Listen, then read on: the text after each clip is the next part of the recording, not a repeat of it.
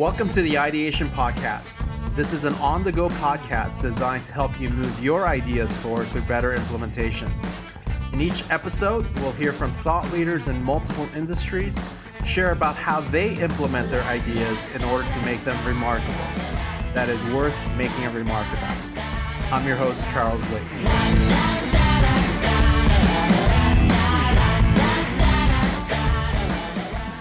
Hi, everyone. This is Charles Lee, and I want to thank you for tuning into this special bonus episode of the Ideation Podcast. The idea for this episode came up because recently I was watching the film Just Mercy. I'm sure many of you have watched this really powerful film that just recently came out, and it's a story of a young man named Bryan Stevenson at the time who graduated from Harvard and decided to go to Alabama to defend those wrongly condemned or those who could not afford proper representation in court. And it just triggered a memory because a few years back, I was actually doing some work for a group of friends of mine that lead a conference called Catalyst Conference.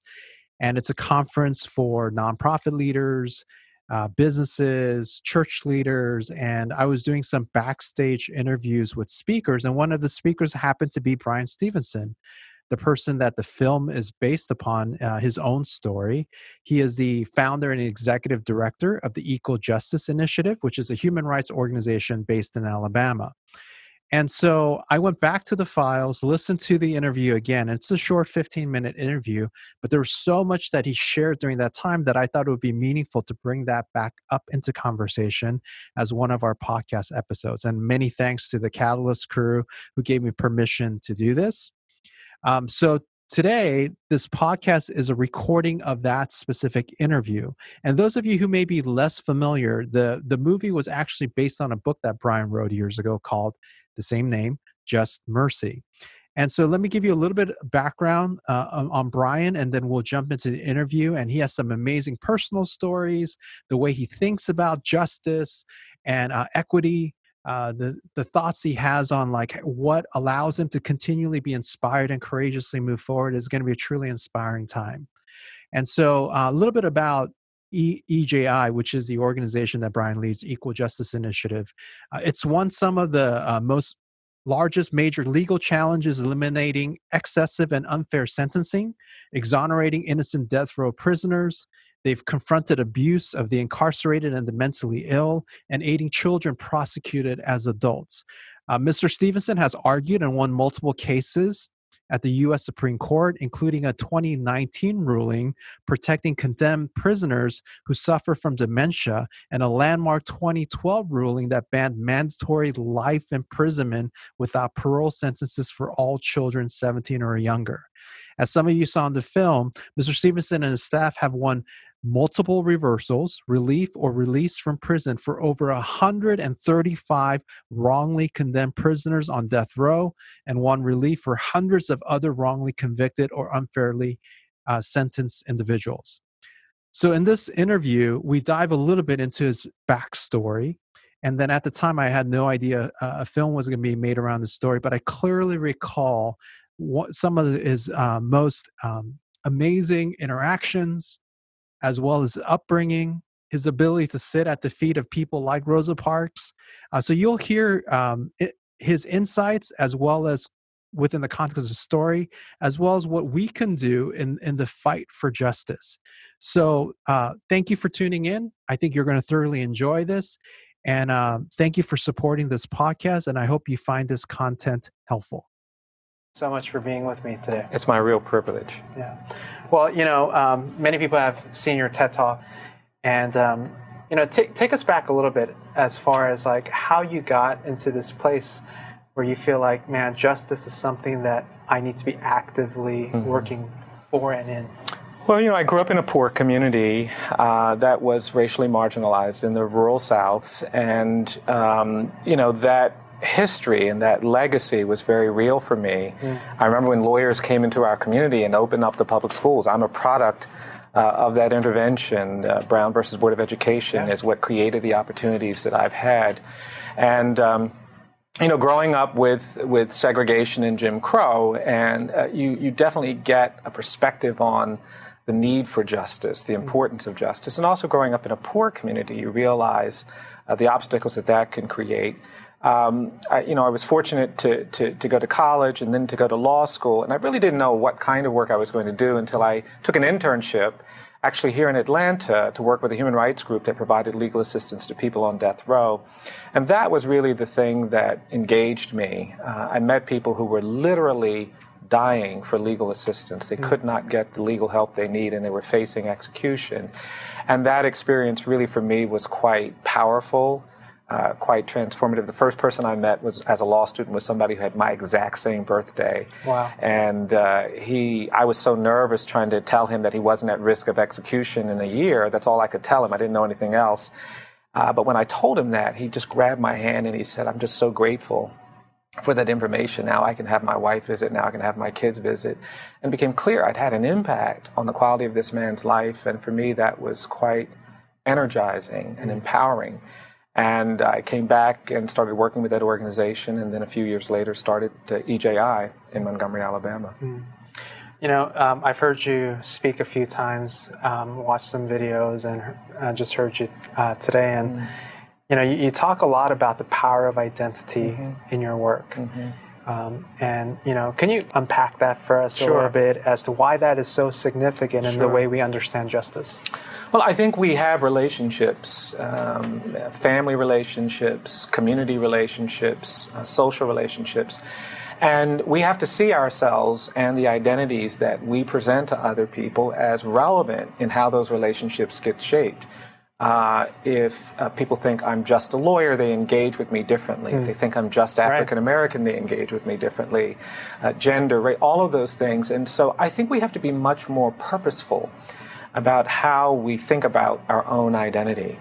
I've ultimately come to recognize myself as someone who is about hope and recovery and redemption and reconciliation and restoration. That's the identity I want. It doesn't necessarily mean that's the identity I achieve, but I think it's important to be thinking about that because we can be very, very impactful with our words. But if they're amplified by what people see, if they're illuminated by what people sense and experience when they engage with us, then it's a different kind of message. It's a different kind of relationship than when we just start saying you should do this or you should do that. And so I really want our community to be a community that is open and embraces people who have been thrown away and stands with people who have been marginalized. And I think that's really important for how we want to present ourselves, but also the way we want to move forward. Because you present some really staggering numbers, the difference between those who are, the number of people incarcerated back in the 70s versus today. And you definitely say that there seems to be a particular leaning or bias in the way when it comes to justice because certain people get more privileged results. No, I don't think there's any question. I mean, in 1972, there were 300,000 people in jails and prisons. Today, there are 2.3 million. Wow. We have the highest rate of incarceration in the world. We have almost 6 million people in this country on probation and parole. This country has changed very radically over the last 40 years, and I think that there are collateral consequences to mass incarceration, that you just can't ignore. We now make it illegal in 20 states for people who have prior drug convictions to get public benefits. And the people directly affected by this are women with children who can't get public housing, can't get food stamps, can't get access to some basic medical services. And in our lifetime, I believe we've created a new class in America of our own untouchables, people who cannot be accessed, who cannot be touched by our public benefit system. And we've done that because we've allowed ourselves to be motivated by what I characterize as the politics of fear and anger. And when you're afraid and when you're angry is when you're most vulnerable to violating someone's basic human rights, to acting unjustly, to acting unfairly. Even the worst crimes in the world have been inspired by fear and anger. The Holocaust and genocides and all of that stuff. And so it's a real critical issue. I think it's a really important issue that we haven't devoted as much time and attention to as I think we need to. In your work of justice, you make a pretty strong emphasis on the importance of things like truth and reconciliation. And I think a lot of people feel tension between, seeing justice, they accomplish justice, and at the same time there's this element of like forgiveness and mercy and grace and all of those concepts that are probably more common themes for those of faith. Yes.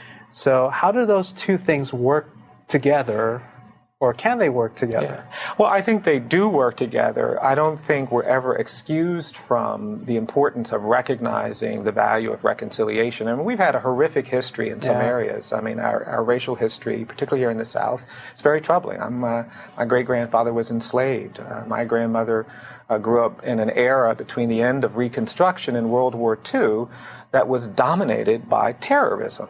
They were worried all the time about lynching and racial violence and racial attacks, and that defined their lives. That was followed by segregation, by Jim Crow, racial hierarchy, and it was very traumatizing and humiliating and demeaning to live in a place where you couldn't have the full opportunities, but we never really talked about that. And I think the failure to talk about it is what has created this absence of truth about what our obligations are. And because we never talked about it, we're very vulnerable to replicating those dynamics in other ways. And it's why we tolerate a criminal justice system where there are huge racial disparities.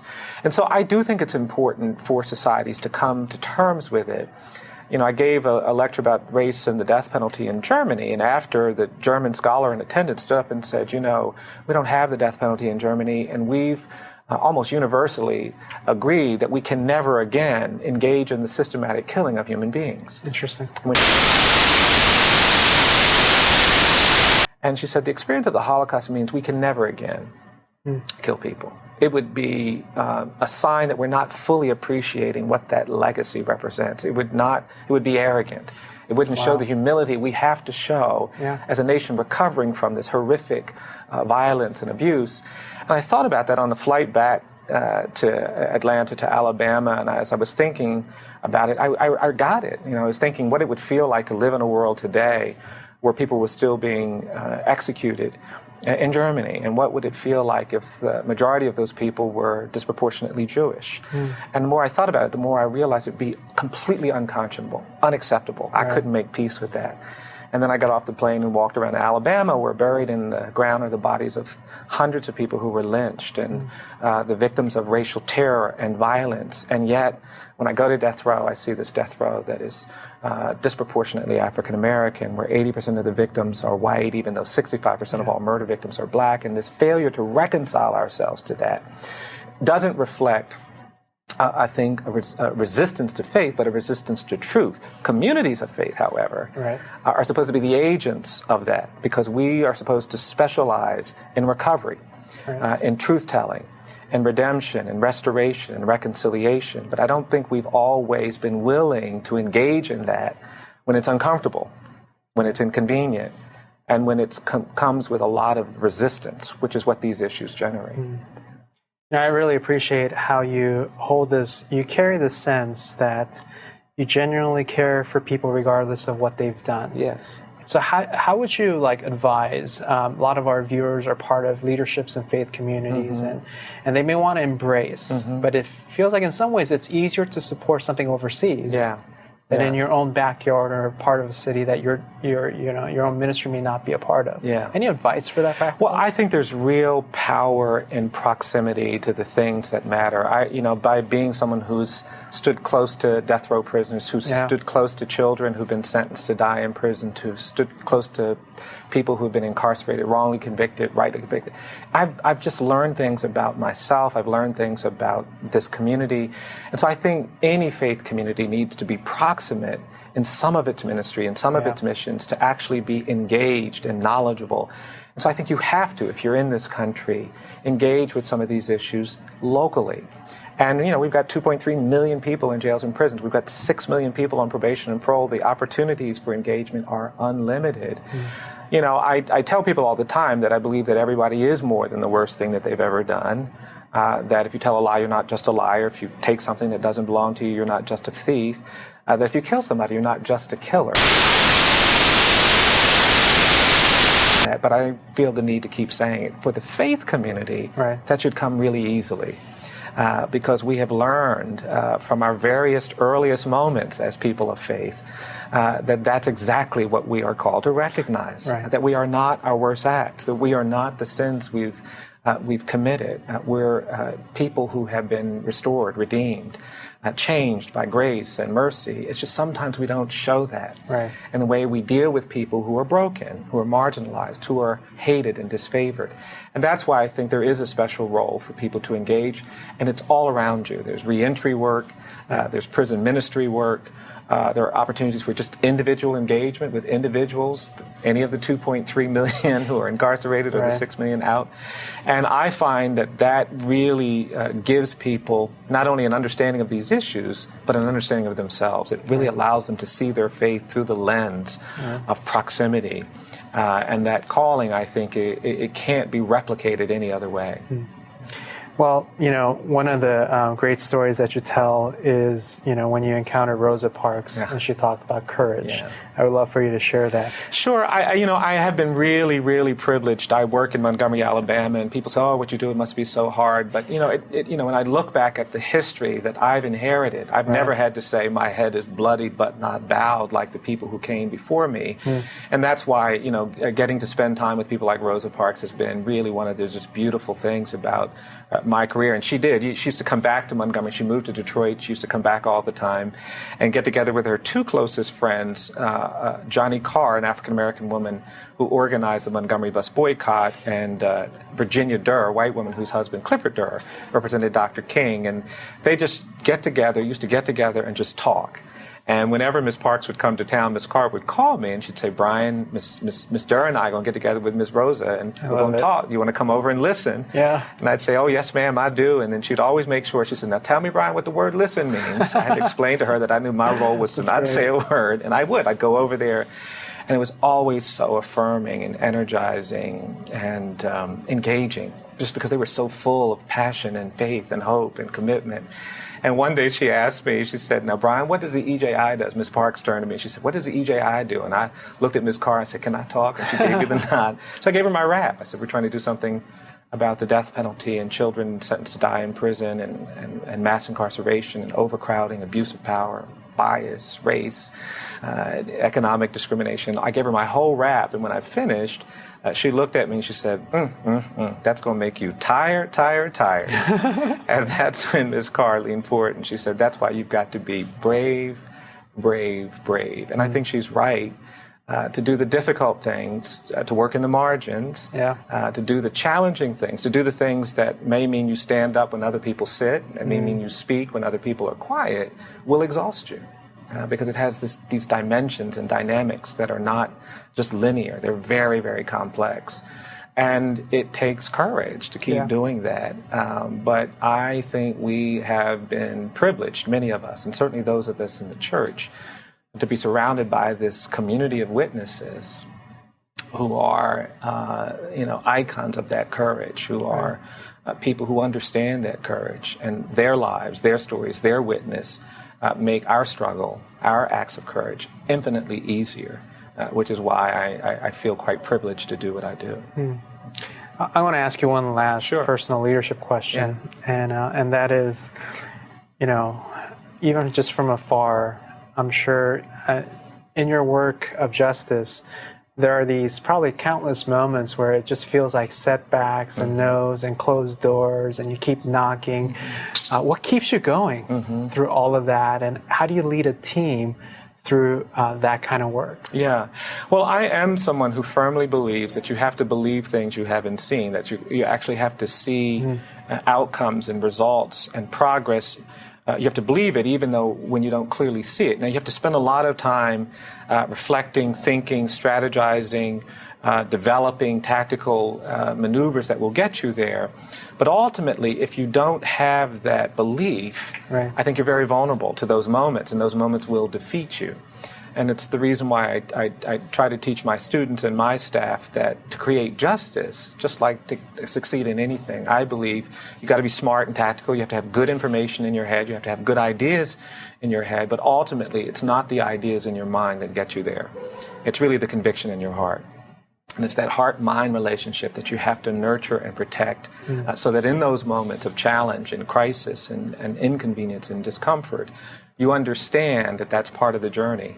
When I was a little boy in church, it was actually in the moments when, we didn't sing this song a lot, but it was actually in the moments when things seemed really difficult, when somebody's house had burned down, when there was some tension outside and all that, that's when we would sing, "Wouldn't Take Nothing for My Journey Now." And that's a song that is rooted in this expectation that it is the journey, that it is the vision. It's our beliefs that sustain us in the moments of conflict and controversy. And I think that's true in any context, frankly. I think we have to be willing to have that vision move us through the difficult and challenging times. Well, Bryan, keep doing what you're doing and continue to be not just a voice, but I pray that you would instigate action. Well, thank you. And I hope that our churches will start to participate a little bit more intentionally with some of your efforts. Well, thank you. I really appreciate that.